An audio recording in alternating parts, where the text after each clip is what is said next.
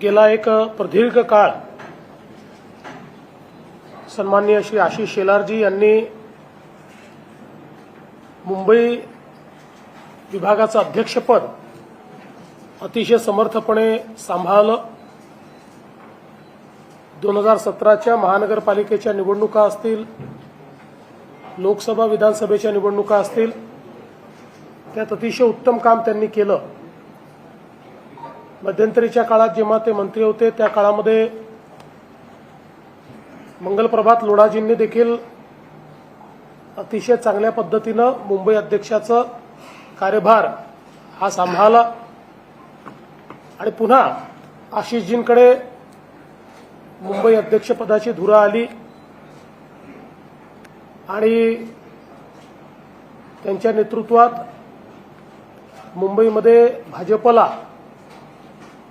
विधानसभेमध्ये अतिशय चांगलं यश मिळालं आणि भारतीय जनता पक्षाने मुंबईतली नंबर 1 ची पार्टी म्हणून पुन्हा एकदा आपलं वर्चस्व सिद्ध केलं आणि आता नवीन संघटनात्मक रचनांमध्ये आशिषजींकडे आता मंत्रिपदाचा भार आलेला आहे आणि भारतीय जनता पक्षाने आपला नवीन अध्यक्ष मुंबईकरता निवडलेला आहे। आमचे महाराष्ट्राचे अध्यक्ष रवींद्र चव्हाणजी यांनी